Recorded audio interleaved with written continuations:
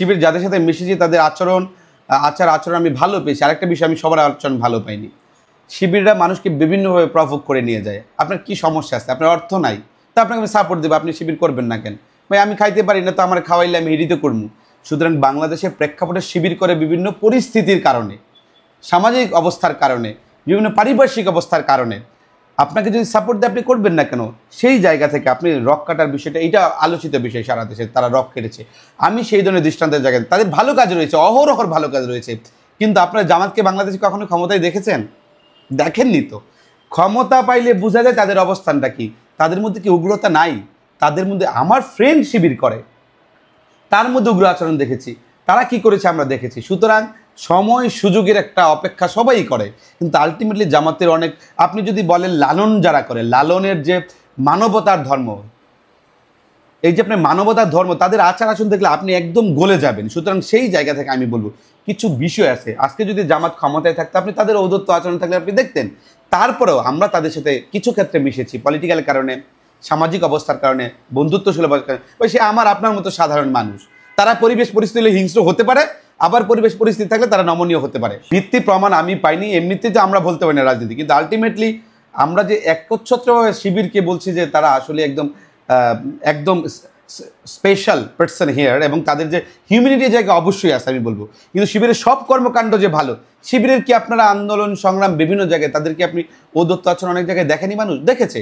আমরা একটা বিষয় বলি, তবে একটা ব্যাপার কি, শিবিরকে বাংলাদেশে বিভিন্ন সময় যে নির্যাতনটা করা হয়েছে তাদের বিভিন্ন ট্যাগ দিয়ে, সেইটা আমরা সমর্থন করি না।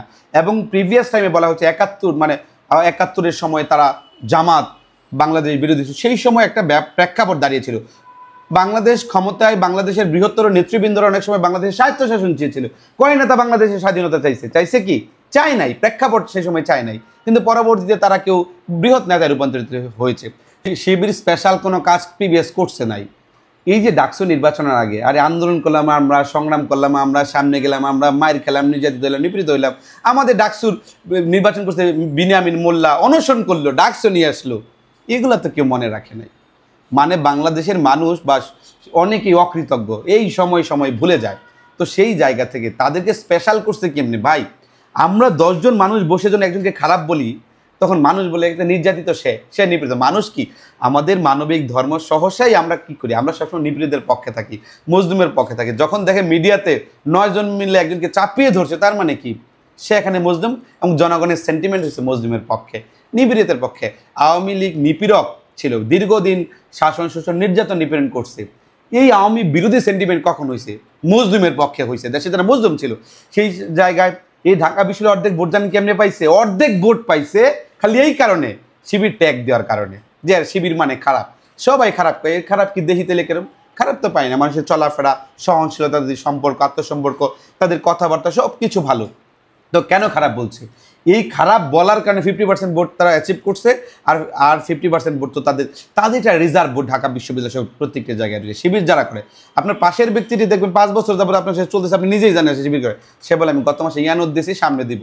যখন সে ইসলামী ব্যাংকে ট্রিটমেন্ট নিতে যাবে তখন বলবো আমার 70% ডিসকাউন্ট। তার মানে তখন আপনি জানতে পারবেন সে শিবির করে বা জামাতে সে সমর্থক। দীর্ঘ 5 years or 10 years লেটার আপনি কোনো দিন জানবেন। তার মানে কি, তারা কতটা গুপ্তভাবে তাদের কার্যক্রম পরিচালনা করে। তো আমি একটা বিষয় বলবো, প্রিভিয়াস টাইমে তারা গুপ্ত যে কর্মকাণ্ডগুলো করেছে, সেই কর্মকাণ্ড কিন্তু আমাদের প্রশ্নবিদ্ধ করে। রাজপথে সংগ্রাম করলে আমাদের পান না, তারা ভিতরে তাদের ইকোনমিক্যাল স্ট্রংসিবিলিটিটা প্রচুর। শুধু অর্থনৈতিক স্বাবলম্বীর জন্য এবং অর্থনৈতিক বেসমেন্টকে স্ট্রং করার জন্যই জামাত এত সাস্টেনেবল ভূমিকা পালন করছে, নয়তো এই শিবিররাও হারিয়ে যেত, ইন্টেলেকচুয়াল খুঁজে পেত না।